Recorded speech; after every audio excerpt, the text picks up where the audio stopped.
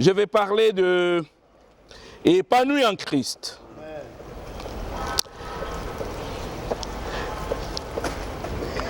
Il y a trois choses même qu'il faut savoir.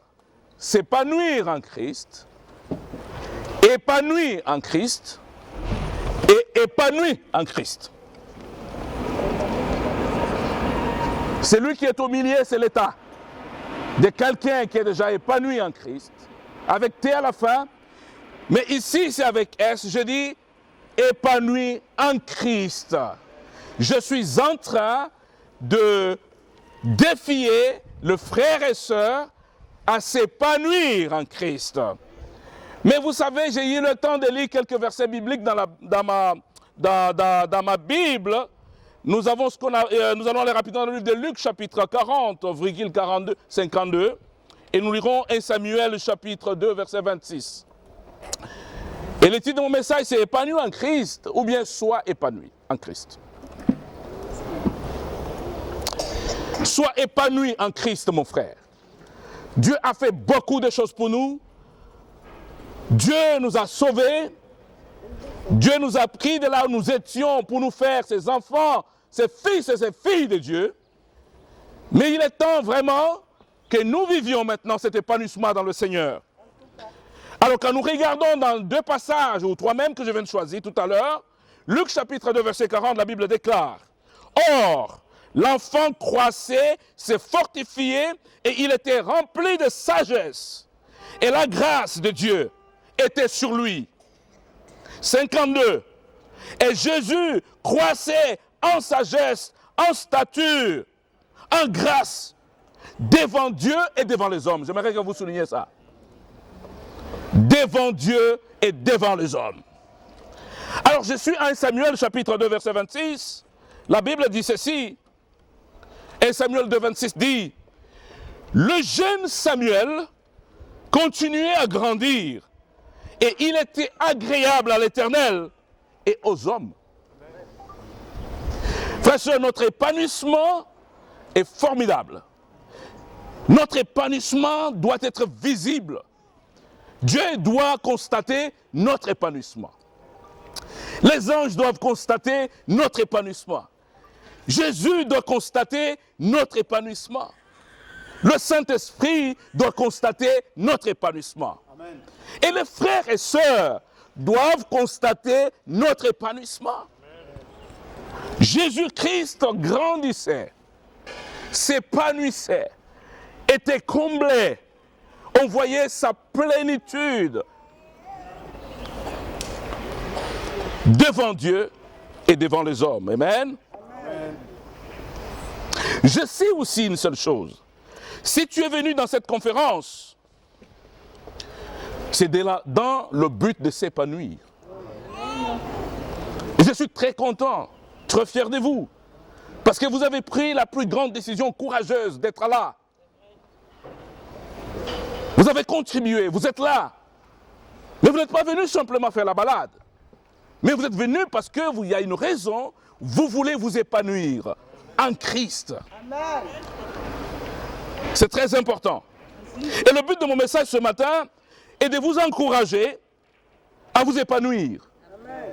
C'est pourquoi j'ai voulu prendre pour thème de mon message: sois épanoui. Amen. Sois épanoui, mon frère. Amen. Et vous savez, l'épanouissement est holistique. Oui. C'est très important. Vas-y, mon frère. L'épanouissement est holistique. Donc ça veut dire quoi? Ça veut dire que l'épanouissement doit être global. C'est-à-dire, il y a des domaines aussi importants. Les domaines pour lesquels nous avons besoin d'être fixés et de chercher notre épanouissement. Parce que quand tu veux t'épanouir et tu ne sais pas dans quel domaine tu veux t'épanouir, et ça devient compliqué.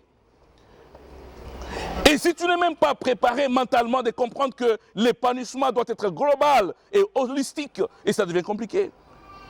Même quand on nous parle, vous lisez par exemple 1 Thessaloniciens chapitre 5, verset 23, on nous montre clairement que l'âme et l'esprit et le corps doivent s'épanouir. Honnêtement. Tu vois, le cerveau s'épanouit, l'intelligence s'épanouit. C'est très important. Voilà pourquoi nous partons à l'école, pas vrai? On part à l'école pour que le cerveau se développe. Mais tu peux voir quelqu'un qui va à l'école et le cerveau ne veut pas se développer. Et quand tu arrives au ciel, Dieu m'est étonné parce que Dieu nous livre le cerveau bien dans le sachet, c'est nouveau. Quand on est le cerveau et dans le sachet, bien livré par le Seigneur. Maintenant, tu dois déchirer les sachets. Le cerveau doit fonctionner. Mais il y a des gens qui ont des cerveaux dans le sachet, comme le Seigneur les avait donné. Bien emballés. Je vois ça ici, hein. Les gens, les motards là, quand ils conduisent les motards là, tu vois les sachets toujours dessus. Mais ils devraient enlever le sachet parce qu'ils doivent travailler, pas vrai? Il y a des gens qui achètent les Bibles. Tu sens que les Bibles sont toujours nouveaux. Parce qu'ils ne travaillent pas. Ils ne lisent pas, ils n'ouvrent pas. Non, je ne dis pas que tu dois quand même mettre des choses sur ta Bible. Si tu gardes bien, c'est bon. Mais quelqu'un qui bosse sur sa Bible, tu verras. Tu verras qu'il utilise la Bible. Et le cerveau qui travaille, tu veux voir ça aussi. Et le cerveau qui ne travaille pas, tu trouves que le cerveau est au placard. Le cerveau ne réfléchit pas. Et l'âme aussi doit s'épanouir. Et le corps. C'est vrai. Nous, on était avec notre coach là, mais je n'ai pas eu l'occasion. On nous a défiés d'aller sur le terrain, vraiment faire les exercices physiques et tout et tout. Pourquoi? Parce que le corps doit se développer, pas vrai? C'est trop important. Mais je ne parle pas de ça ce matin.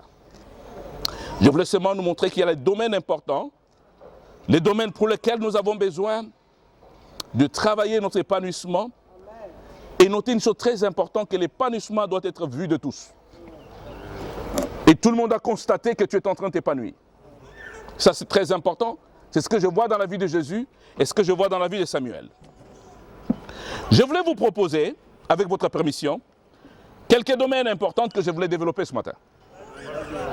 Les domaines dans lesquels nous avons besoin de s'épanouir. Pour être content. Avec votre permission, je voulais commencer avec mon premier point. C'est un domaine si important, il y en a beaucoup. Mais j'ai choisi aujourd'hui ce domaine, c'est ta relation avec Dieu. Ta relation avec Dieu. Ce domaine si important apporte l'épanouissement dans la vie de quelqu'un. Tu veux t'épanouir. Pose-toi la question, comment va ma relation avec Dieu? Merci mon frère. Si ta relation avec Dieu est au bon fixe, tu pourras vivre l'épanouissement dont je parle aujourd'hui. Être épanoui, mon frère. Parfois, on ne sait pas comment arriver à cet épanouissement parce qu'on ne connaît même pas aussi quels sont les domaines où nous allons fixer notre travail. Mais je vais vous dire ce matin que notre relation avec Dieu est très très importante. Cette relation est basée sur ton amour pour lui. L'amour que tu as pour Dieu. C'est ça. La relation est une relation basée sur l'amour que nous avons pour lui. Marc chapitre 12, verset 30. Marc 12, 30 dit ceci. Marc chapitre 12, verset 30 dit, et tu aimeras le Seigneur ton Dieu de tout ton cœur, de toute ton âme, de toute ta pensée et de toute ta force. Tu aimeras ton Seigneur. Vous voyez, il y a toujours les domaines dont on a besoin de travailler. Tu peux dire que j'aime le Seigneur. Tu l'aimes avec tout ton cœur. Est-ce que tu l'aimes avec toute ton âme, toute ton âme? Est-ce que tu l'aimes avec toute ta pensée? Est-ce que tu l'aimes avec toute ta force? Ça, c'est une autre chose encore que j'ai passé le temps de développer ça. Parce que quand on parle de force, on voit les sacrifices. Quand on aime Dieu, on est capable de nous sacrifier. On est capable de faire des choses au-delà de notre force. Et aimer Dieu avec notre force, c'est arriver à une dimension où tu t'es sacrifié pour le Seigneur. Tu utilises l'énergie, tu utilises la force. Parfois tu sens que le corps ne veut pas bouger. Tu sens que tu es fatigué. Mais tu puises ta ressource dans le Seigneur pour se relever encore, faire les choses.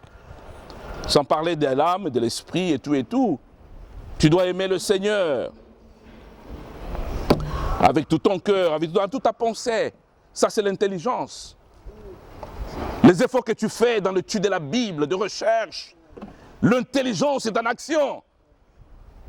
Est en train de fouiller la Bible. Et j'aime le Seigneur, je suis passionné, je veux le connaître. Je vais aller dans les Écritures, je vais lire ma Bible. Je vais le connaître davantage. Avec mon âme, la passion que nous avons pour Dieu. On est passionné pour Dieu. Quand il s'agit des affaires du Seigneur, la passion se dégage. Frères et sœurs, je suis en train de vous montrer que notre relation avec Dieu est basée sur l'amour que nous avons pour lui. Amen. Et retenez une chose très importante aussi. Non seulement nous devons l'aimer avec tout notre cœur, toute notre âme, toute notre pensée, toute notre force, et nous devons arriver à l'aimer par-dessus tout. Il faut aimer Dieu avant tout. C'est ça, par-dessus tout. C'est vrai, il y a plusieurs choses qu'on aime, pas vrai? Mais en dehors de toutes ces choses-là, Dieu doit rester le number one. C'est la personne qu'on aime d'abord. Et là, cette pyramide doit être respectée. Et vous savez, il y a toujours conflit quand la pyramide de, comment on l'appelle même, de succession, de position n'est pas respectée. D'abord Dieu, ma femme, mes enfants et tous les autres après, pas vrai? Maintenant, imaginez-vous à la place de Dieu. Maintenant, il y a ma femme maintenant. Maintenant, comment Dieu se sent? Parce que ma femme vient de voler la place de Dieu dans mon cœur. Mais imaginez-vous, au lieu d'aimer ta femme, maintenant tu aimes tes enfants. Plus que ta femme. La pyramide n'est pas respectée. Et tu as créé un conflit dans le mariage. Parce que maintenant, la femme va regarder maintenant qu'est-ce qui se passe. Il y a des frères et sœurs mariés qui sont comme ça. Quand il arrive à la maison, d'abord il court vers les enfants. Madame le dépasse même dans le couloir. Petit. Il le met au dos à te le soulever. Madame les regarde. Ah, c'est pas possible. Donc moi, je n'existe pas dans cette maison. Mais avant que les enfants viennent, madame était là, pas vrai? Mais est-ce qu'on pourra respecter la hiérarchie et l'ordre d'arrivée des gens dans la famille? C'est très important. Parce qu'il ne faut pas créer la jalousie et le conflit dans le mariage. Parce que là, il y a quelqu'un d'autre qui vole la place de son ami. L'enfant va voler la place de madame et maman va commencer à regarder les enfants avec un apostrophe. Ah ben, frère et sœur, vous connaissez les apostrophes? C'est un œil apostrophé. Frère et sœur, c'est très important ce que je suis en train de montrer tout à l'heure. On doit aimer Dieu par-dessus tout. La Bible dit ceci, en Matthieu chapitre 10, verset 37. C'est lui qui aime son père et sa mère plus que moi, n'est pas digne de moi. Et celui qui aime son fils et sa fille plus que moi, n'est pas digne de moi. Dieu, il est très jaloux de sa position. Nous devons l'aimer avant notre père, avant notre mère. Nous devons l'aimer avant notre femme. On doit l'aimer avant nos enfants. Dieu d'abord, les autres viennent après.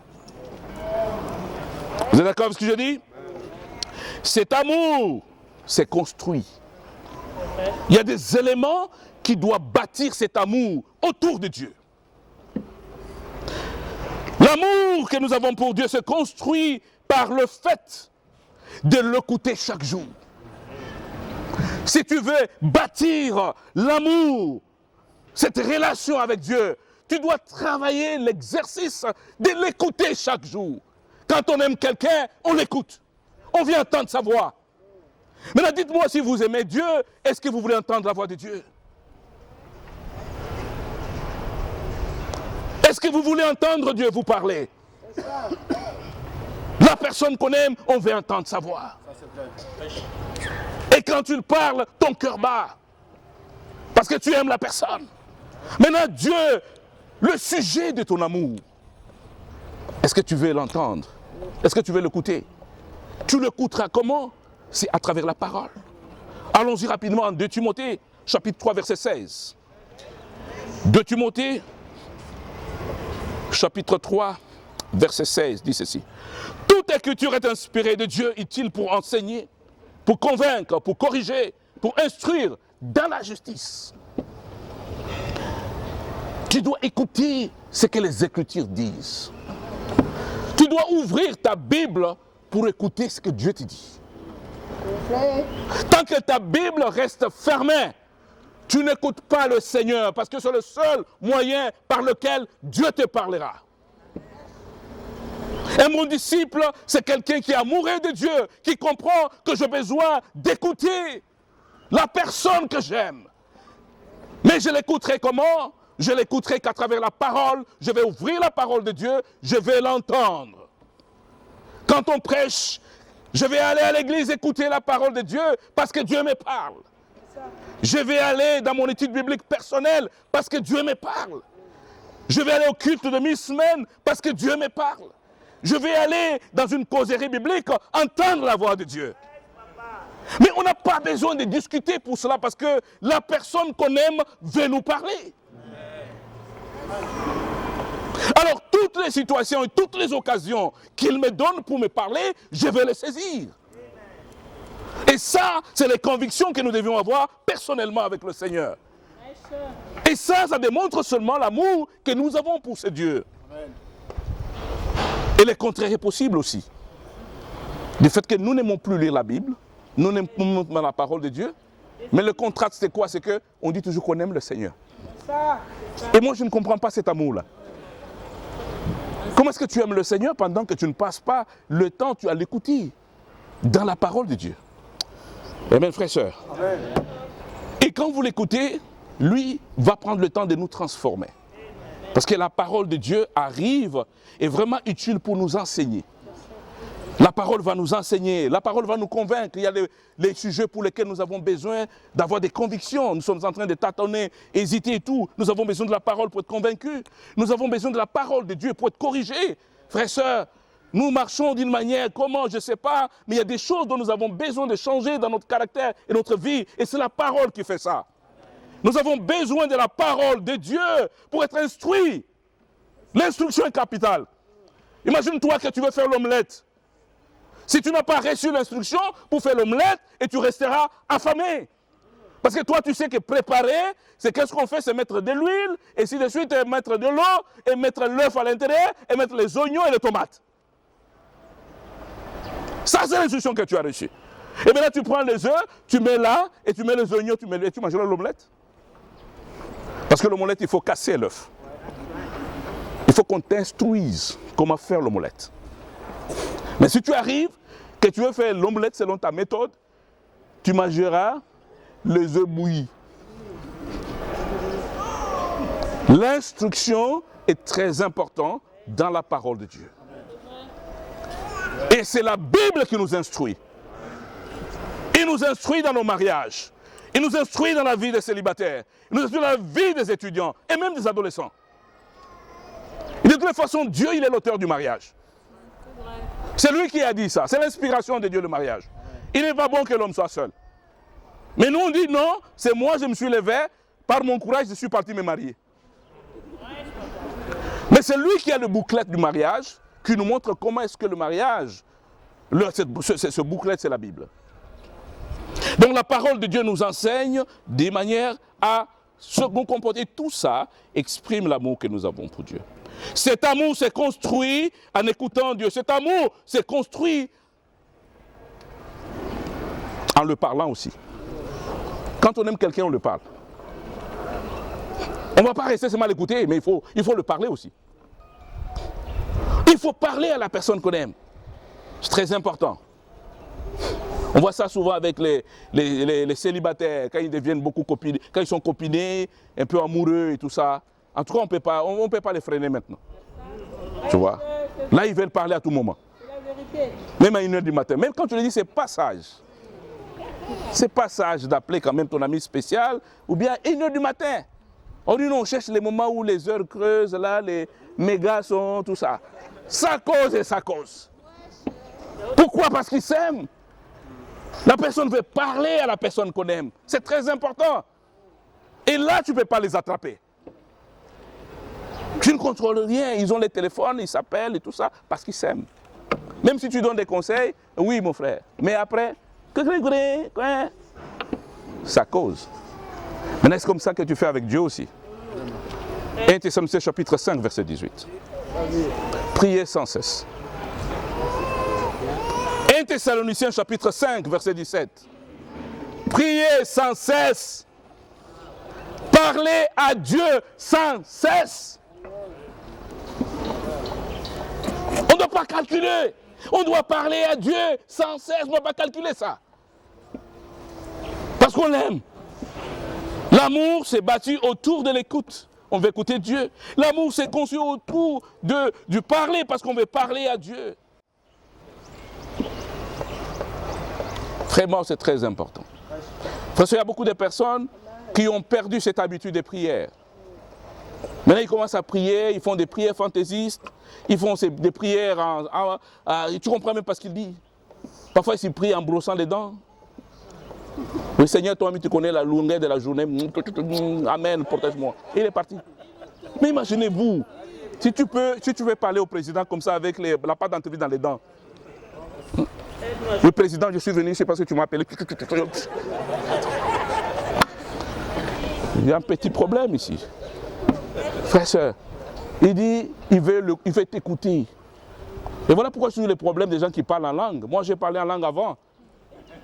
Quand j'étais pasteur entre guillemets, je ne sais pas combien d'heures je faisais à genoux en train de parler en langue. Et à un certain moment, quand j'étudiais la Bible, je me suis converti en disciple, j'ai commencé à avoir des problèmes avec ça. J'ai dit, mais comment je vais parler à Dieu? Est-ce que Dieu m'entend même? J'ai dit, et tout ça. J'ai dit, mais attends. Mais après, je dis que c'est les anges, la langue des anges. Et je regarde dans la Bible, Gabriel, quand il est venu voir Marie, il lui a parlé. Il dit, lolo, Marie, Marie, baba, Marie. Mais il lui a dit, la servante de Dieu, tu as trouvé grâce aux yeux de Dieu. Gabriel lui a dit, dans le langage où Marie entendait. Maintenant, imagine-toi un ange qui atterrit chez Marie, il commence à dire, lolo, Marie, baba, Marie, Marie. Marie va entendre quoi? Vas-y, mon frère. Lolo, Marie, et tout ça. Marie est confuse. Parce que le message ne va pas passer. Maintenant, imagine-toi, par amour pour ton Dieu, et tu te mets à genoux, tu veux lui parler pour bâtir ta relation avec lui parce que tu veux le parler. Tu dis, lolo, Dieu, Dieu. Mais il dit quoi? Honnêtement, je suis devenu disciple. La première des choses que je fais, c'était d'apprendre à prier. Je me rappelle, jeune chrétien, je vivais avec mes camarades à l'appartement de frères là-bas. On appelait notre appartement Cité de la Joie.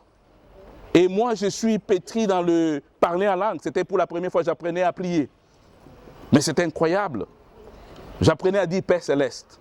Parfois, avant, j'ai prié Jésus, j'ai raconté des histoires, je ne comprends pas ce qu'il dit. Oh Jésus, tout ça, je commence comme ça. Mais la Bible dit, pendant que tu veux prier, dis Père Céleste. Tu pries à ton Père, mais au nom de Jésus. Et là, jeune chrétien, j'apprenais maintenant à bien prier, bien articuler les mots et dire les choses. Mais pourtant, avant, je pouvais faire 3 heures à genoux, j'ai dit lolo, chichi. Et mes genoux étaient vraiment noirs ici. Et parfois, quand tu sors là, ta voix est cassée. Et là, tu marches maintenant, quand ta voix est cassée là, et quand tu salues les gens, tu dis bonjour, bien-aimé, dans le Seigneur. Mais on dit, le gars, c'est une prière, hein? Il prie puissamment. Hein? Il faut entendre sa voix, il est cassé déjà. Donc, on priait pour impressionner les gens. Mais nous devons prier pour entretenir notre relation avec Dieu. Amen. Merci beaucoup. Nous devons prier pour entretenir notre relation avec Dieu, c'est très important. Parce que l'amour s'est bâti autour du fait que nous devons parler à Dieu. Et notre élément très important dans le fait d'entretenir notre relation avec Dieu, il y a la parole, il y a la prière. Il y a aussi une autre chose importante, c'est quoi? C'est de reconnaître notre état spirituel. Et ça entretient notre relation avec Dieu. Parce que Dieu ne va voir les gens qui causent avec lui, très orgueilleux, et qui ne sont pas capables de reconnaître comment ils sont. C'est ça que j'appelle la confession. La confession, c'est le fait de reconnaître ce que tu es devant le Seigneur. De toutes les façons, il sait. Quand on pêche, quand on fait des choses, rien n'est étrange. Mais il est tellement émerveillé quand il te voit, tu reconnais ton état spirituel vis-à-vis de lui. Tu dis, Seigneur, voilà ce qui se passe dans ma vie. Et ça, c'est un exercice important pour tous les chrétiens. La Bible dit ceci, frères et sœurs. Nous sommes dans le livre de Jacques, chapitre 5, verset 16. Confessez donc vos péchés les uns les autres et priez les uns pour les autres, afin que vous soyez guéris. La prière fervente du juste a une grande efficacité. Dieu nous encourage en tant que disciples de travailler l'ouverture, la confession, parce que la Bible dit ceci, la main de l'Éternel n'est pas courte pour nous aider, ni son oreille n'est pas sourde pour nous entendre, mais c'est nos péchés qui mettent une séparation entre nous et Dieu. Vous comprenez très bien que nous sommes en train de parler, d'entretenir notre relation avec Dieu. Maintenant, quand nous ne sommes pas ouverts, quand nous ne confessons pas nos péchés, déjà, notre relation avec Dieu va prendre un coup. Et si nous voulons entretenir cette relation, décidons-nous, frères et sœurs, de l'écouter quand il nous parle, à travers la parole de Dieu. Voilà pourquoi, quand on arrive à l'église, on a toujours un cahier, on a toujours un calepin, parce que nous sommes en train d'écouter ce que le Seigneur nous parle. On l'aime tellement. On va écrire tout ce qu'il nous dit. Mais j'ai toujours scandalisé quand je vois un frère qui arrive à l'église, mais qui ne prend pas note ou qui n'enregistre pas ce qu'on dit. Mais il les regarde, mais tu vas oublier parce que la capacité ou le coefficient intellectuel de l'homme. Je suis convaincu que de mon message, vous pouvez retenir que 20% de tout ce que je dis. Et ça, je suis convaincu. 20%. Ton cerveau est capable de capter le 20% que je dis. Les autres choses, tu dois besoin de noter ça pour revoir, pour assimiler. C'est très important. Voilà pourquoi c'est capital, frères et sœurs, d'entretenir notre relation avec Dieu. Alors je suis en train de dire que pour être épanoui en Christ, où tu veux t'épanouir maintenant, le domaine le plus important dont tu as besoin de travailler, c'est ta relation avec Dieu. Et cette relation, c'est bâtie autour de l'amour. Et les éléments qu'il faut entretenir, c'est d'écouter Dieu, c'est de parler à Dieu, c'est de reconnaître notre état spirituel devant notre Seigneur. Alors, deuxième étape, c'est ta relation avec les autres. Tu ne pourras jamais être épanoui si tu ne prends pas soin de ta relation avec Dieu. Tu ne pourras jamais être épanoui si tu n'arrives pas à comprendre que j'ai besoin d'entretenir ma relation avec les autres. Cette relation est basée sur ton amour ou l'amour que tu as pour les autres. Frères et sœurs, la vie chrétienne, ce n'est pas une vie en singleton, mais c'est une vie où nous vivons ensemble, frères et sœurs. La vie chrétienne, c'est une vie communautaire. Mais beaucoup de personnes ne comprennent pas cela. Il y a beaucoup de personnes qui pensent que non, je peux vivre seul avec mon Dieu. Oui, bien sûr, avec ton Dieu, mais il faut comprendre que ton épanouissement dépend non seulement par ta relation avec Dieu seulement, mais tu dois avoir aussi une relation avec les autres. Tu dois avoir une relation avec d'autres frères et sœurs dans l'église. Tu ne vis pas seul. Voilà pourquoi nous, quand on était jeunes chrétiens, avant de te baptiser, on va te poser la question, tu as fait combien d'amis? On t'envoie d'abord dans l'assemblée. Tu vas retourner avec le nom des 10 gars que tu as croisés. Mais tout ça, je l'ai compris avec le temps. J'ai dit, on est en train de m'enseigner de comment je dois entretenir ma relation avec les autres. Parce que je ne peux pas être chrétien seul. Tu vois? Il y a des gens qui sont disciples, mais ils sont seuls avec eux-mêmes. Donc s'il est baptisé, il est toujours avec le gars qui l'a baptisé. C'est tout, il marche à deux. Et quand on le change, par exemple, un partenaire des formations, il dit non. Pourquoi? Moi je vais seulement mon gars là. Oui, c'est vrai. Nous avons besoin de bâtir l'amitié avec tout le monde, amen, dans le royaume de Dieu. Et moi, je pense que notre défi devrait être, quels sont de nouveaux? J'ai passé du temps avec un frère qui est venu de la Côte d'Ivoire, et pendant qu'on partageait, il a dit quelque chose qui m'a touché.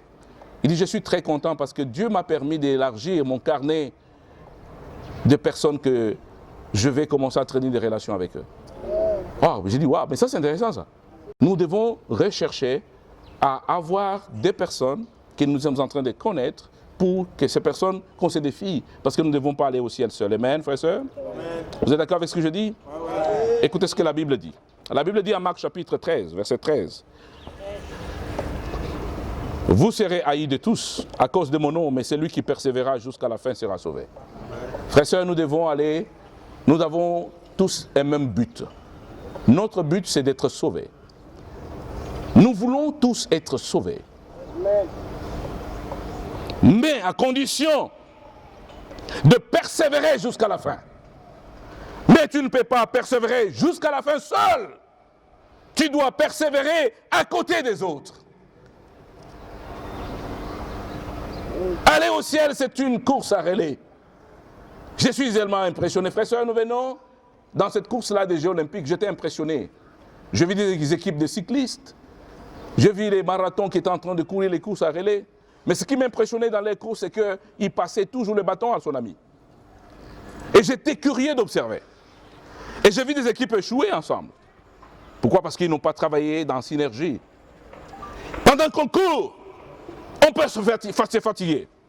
Mais il y a toujours d'autres personnes à côté de nous pour nous encourager, nous fortifier, nous dire, mon frère, continue la course. Tu n'es pas encore arrivé. Bats-toi, le Seigneur te regarde. C'est très important. Mais quand tu es seul, qui sera à côté de toi pour t'encourager? Amen, frères et sœurs. C'est très important. Est-ce que vous ne savez pas que la fidélité de quelques-uns par nous encourage? Moi, quand je regarde mes frères, ici dans la foi, qui ont fait du chemin avec le Seigneur, leur attachement à Dieu, leur engagement, moi, ça m'encourage à persévérer. Amen, frères et sœurs. C'est très important. On a besoin des amis comme ça. On a besoin des amis comme ça, on les regarde. On voit leur foi, leur courage, on voit leur faiblesse, comment ils se relèvent, comment ils se battent avec le Seigneur. Et ils sont toujours debout. Et quand il arrive quelque chose, ils sont capables de confesser, de parler de cœur et de continuer la bataille. Parce qu'il faut qu'on voie notre Dieu au dernier jour. Amen. Nous ne sommes pas de ceux qui abandonnent la foi. Nous sommes de ceux qui persévèrent jusqu'à la fin. Et nous devons persévérer ensemble. Vous êtes d'accord avec moi, frères et sœurs? Hébreux chapitre 10, verset 25 dit, Hébreux 10, 25 dit ceci, frères et sœurs. N'abandonnons pas donc nos assemblées, comme c'est la coutume de quelques-uns, mais exhortez-vous réciproquement, cela d'autant plus que vous voyez le jour s'approcher. Frères et sœurs, vous êtes là? Beaucoup ont pris l'habitude d'abandonner des assemblées. Beaucoup ne veulent plus la communion fraternelle. Mais vous comprenez, quand on devient solitaire, nous sommes exposés à beaucoup de choses. Nous oublions que peut-être notre manque d'épanouissement vient de là. Parce que nous n'avons pas une vie communautaire. Nous vivons seuls. Et pourtant, la Bible, quand on nous convertit, nous sommes prédisposés et préparés à vivre ensemble. Et c'est là que se trouve notre joie, les uns les autres. Amen, frères et sœurs. Moi, j'ai des amis vraiment qui me ramènent quand vraiment ils sentent que je suis devenu absent dans notre relation. Non, mais j'aime des amis comme ça. Tu sais, mon frère, tu es là, mon frère. Et quand il commence à me poser comme ça, je sens, ouais. Il y a une bonne formation qui m'attend ici. Oui, mais il a raison. Parce que notre épanouissement dépend de cette relation que nous avons les uns les autres. Et qu'on n'a pas besoin de négliger. Et que beaucoup négligent. Frères et sœurs, la Bible est en train de nous enseigner maintenant comment nous devons nous épanouir. Si parmi nous, il y a des gens qui aiment vivre seuls, en singletant, le moment est arrivé qu'ils comprennent que Dieu nous appelle à vivre ensemble. C'est très important, frères et sœurs. Peut-être c'est là que se trouve ton épanouissement. Et seul, ça ne marche pas. Et la Bible dit clairement ici, frères et sœurs, en Hébreux chapitre 3, verset 12-14. Pourquoi est-ce que nous devons être ensemble, frères et sœurs? Pourquoi est-ce que nous devons travailler notre relation les uns les autres? C'est parce que nous devons nous encourager. Chacun de nous a besoin d'encouragement. Moi, le premier. Et parfois, on a l'impression que les prédicateurs n'ont pas besoin d'encouragement. Frères et sœurs, on a besoin d'encouragement aussi. On a besoin de frères qui viennent à côté de nous pour nous poser la question, frère, ça va? Je te vois un peu triste. On a besoin de ça, frères et sœurs. Ça, c'est vrai. Ça, c'est vrai. Mais quand on est fixé sur soi-même, on commence à penser que c'est moi qu'on doit encourager. Mais pourtant, dans le royaume de Dieu, la Bible nous dit, encouragez-vous les uns les autres. Veillez les uns sur les autres. Et c'est ça la relation communautaire que nous avons. Les uns des autres. On s'encourage les uns les autres. On veille les uns les autres. Et c'est là que beaucoup de frères et sœurs n'aiment pas. Qui t'a établi de contrôler ma vie? Je ne comprends pas dans cette église. On dirait que vous êtes des gens de quoi? De sécurité. Vous mettez vos nez dans la vie des gens comme ça. Qu'est-ce que vous avez? Vous n'avez rien à faire. Non, il y a des gens qui ont développé cette doctrine-là. Donc je ne veux pas que quelqu'un rentre dans ma vie, je vis seul. On te pose la question, mais pourquoi? Mais vous savez, la Bible dit qu'il y a beaucoup de succès en plusieurs conseils. Plus on demande conseil, plus on réussit. Il y a beaucoup de nos frères et sœurs ici qui ont cogné les têtes contre le mur parce qu'ils n'ont jamais demandé conseil. Et les situations leur arrivaient d'une manière catastrophique. Mais ils ne parlent pas. Tu le vois seulement les yeux rougir. Mais il ne te dit rien. Mais lui-même sait où est-ce qu'il est arrivé, parce que ses yeux rougeaient seulement. Oui, ça s'est arrivé beaucoup. Je connais un frère, que lui, il est toujours sur Internet. Arrivé sur Internet là-bas, il y a des choses incroyables là-bas. Il y a des gars qui te disent des choses, oh non, viens, je suis ici, on m'a laissé 500 000 $. Je cherche quelqu'un qui a ta tête vraiment, qu'on m'a convaincu que c'est toi que j'ai donné. Mais naïvement, on accepte ça comme ça. Voilà un gars qui était ici à l'église, ici. Lui, il est tombé sur ces gars-là, les arnaqueurs là. Donc lui, il a fait ces choses calmement, sans même demander conseil à qui que ce soit. Donc le gars l'a croisé, il dit, écoutez, bon, je sais que nous cherchons tout du travail, hein. Maintenant, lui, il lui disait qu'il y avait du travail à Londres. Et lui, il est psychologue de formation. Donc le gars lui a dit, on cherche des psychologues à Londres. Mais moi, si on me dit ça, en tout cas, je vais douter quand même. Au Congo, le psychologue va quitter ici pour aller travailler à Londres. D'abord, tu ne parles même pas l'anglais. Ok, d'accord? Si on va te donner des cours là-bas de rattrapage, je n'ai pas de problème avec. Mais lui, il a cru à ces gars-là. Il a accepté, il a commencé des choses, des transactions avec eux, au point où on lui a demandé de l'argent. Alors il a pris l'argent, il l'a envoyé. Mais le gars qui devait le recruter s'est trouvé au Bénin. Le travail à Londres. On les recrute au Bénin. Alors lui, il envoie l'argent au Bénin. Mais il n'envoie même pas par virement, mais il envoie par Western Union. Ha! Quelle société te recrute par Western Union? Mais ça, c'est intéressant, ça. L'argent du dossier, hein? Le gars, il a envoyé l'argent. Et quand tu l'as envoyé son argent, c'est à ce moment-là qu'il comprend qu'il faut maintenant être ouvert. Plus souvent, on est ouvert quand des situations comme ça nous arrivent. Mais si on avait des relations profondes les uns les autres, je pense qu'on peut partager tous ces problèmes. On peut t'épargner une difficulté.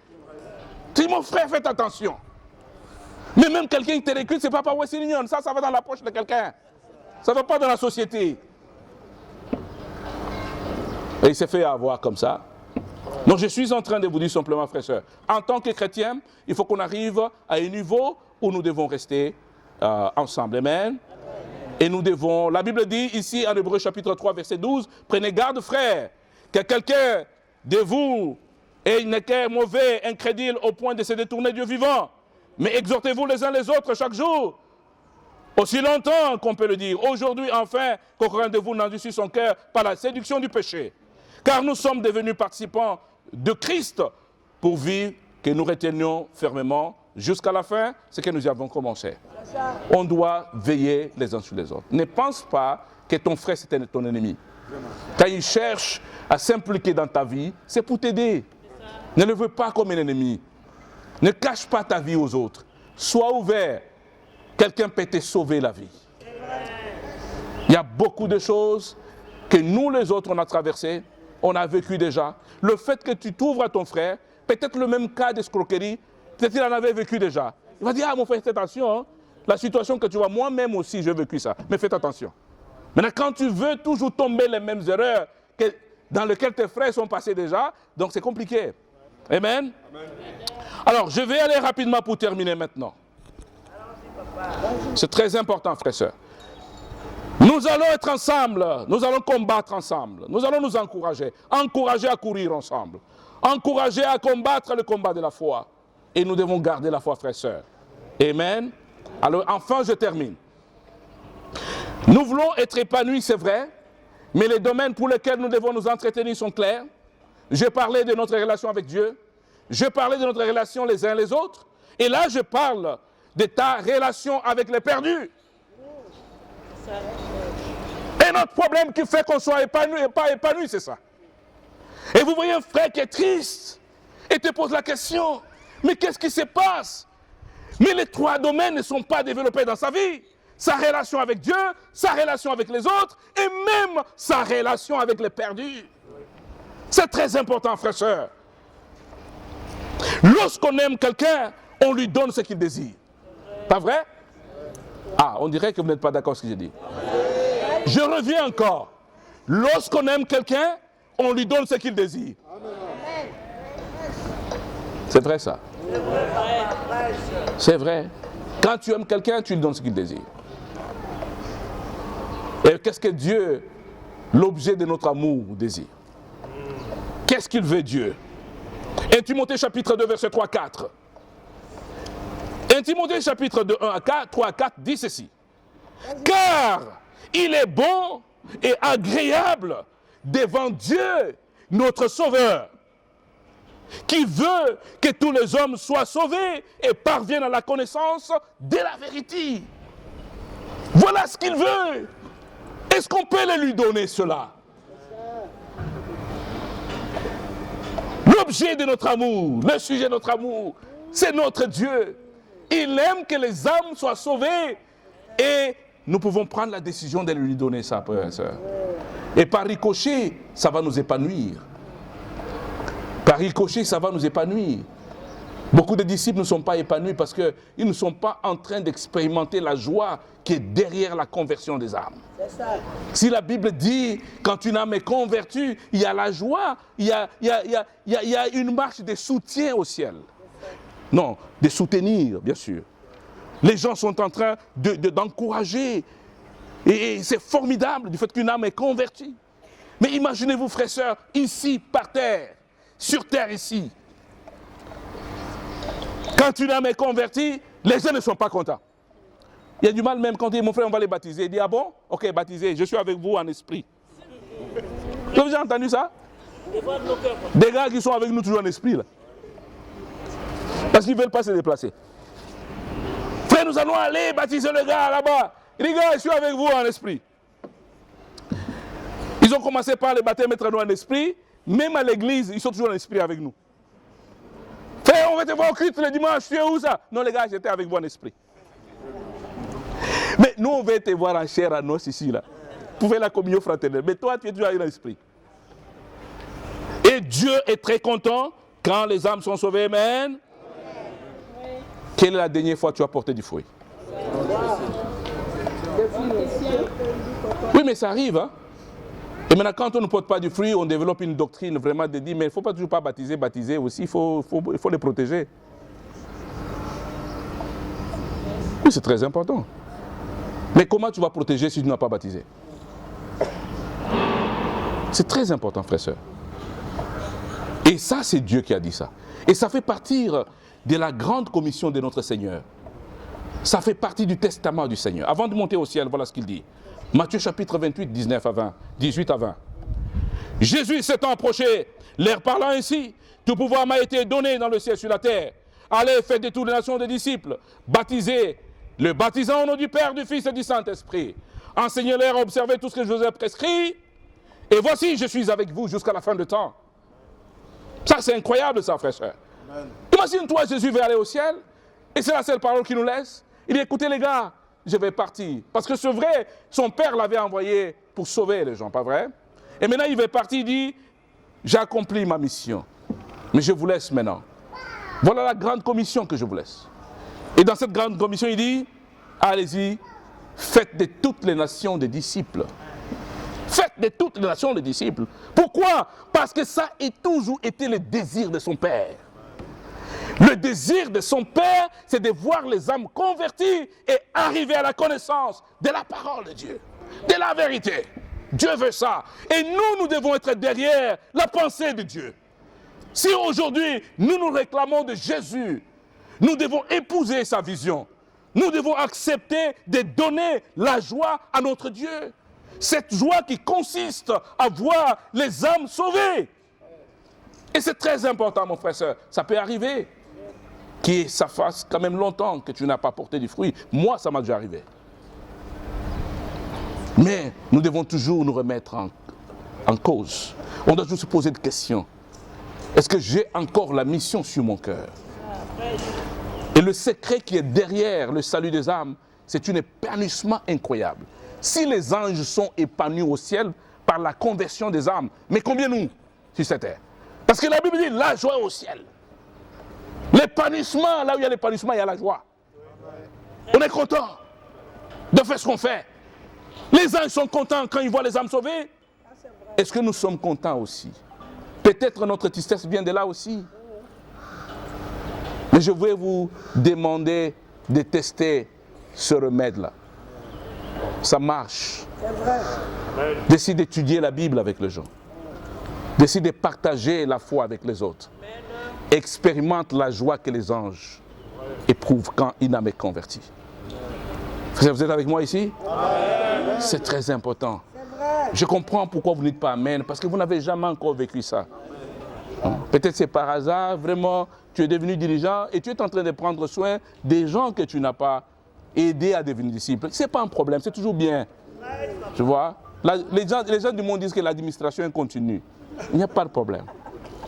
Tu vois? Nous sommes dans le royaume de Dieu et on t'a donné la charge des gens que tu n'as pas convertis. Et parfois, ça arrive. Quand tu as des gens comme ça, tu peux le négliger facilement. Tu ne peux pas prendre soin d'eux et ils peuvent tomber dans la foi. Parce que tu n'expérimentes pas ce que Paul a exprimé. Il appelle ça douleur d'enfantement. Douleur d'enfantement. Les sœurs comprennent ce que je suis en train de dire. Quand tu passes du temps, tu étudies la Bible avec quelqu'un, tu connais la souffrance de sauver une âme. Mais quand tu n'as pas encore expérimenté cela, c'est compliqué.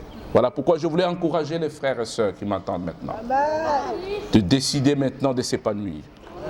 Mais pour s'épanouir, frères et sœurs, je vais de partager quelques remèdes ici, avec votre permission. C'est notre relation avec Dieu, notre relation avec les autres et notre relation avec le Père-Dieu. Et si nous le faisons, je pense que nous allons commencer maintenant à nous épanouir. Vous êtes d'accord avec moi? Que Dieu bénisse son assemblée. Merci beaucoup. Amen. Frères et sœurs, on va prier un peu. Je sens qu'on a besoin de prier un peu. Père éternel, merci de tout cœur. Merci pour ton amour. Merci pour ta bonté. Merci pour ta grâce. Père, merci pour ce message. Tu as voulu simplement parler à travers ma bouche pour édifier ton peuple. Père, moi et eux, nous sommes pareils. Nous avons de mêmes problèmes. Parfois, ce matin, Dieu, tu nous regardes et tu sens que mes enfants, pourquoi ils sont comme ça? N'est-ce pas, ils devaient être contents? N'est-ce pas, ils devaient être heureux de me servir? N'est-ce pas, ils devaient être comblés? Mais tu as compris qu'on a besoin de comprendre que notre épanouissement dépend de notre relation avec toi. Notre épanouissement dépend de notre relation avec les autres. Et notre épanouissement dépend de notre relation avec le perdu, de les aider à se convertir, à changer et devenir ce que toi tu veux. Parce que tu as dit dans la parole, c'est que tu veux que les âmes des gens se convertissent et arrivent à la vérité. Pardonne-nous, Seigneur, de notre ignorance. Et maintenant que tu nous enseignes, je prie vraiment que nous mettions cette parole en pratique et que nous décidons vraiment de vivre selon ce que tu nous as dit. C'est dans le nom puissant et précieux de notre Seigneur Sauveur Jésus. Amen. Amen. Merci beaucoup.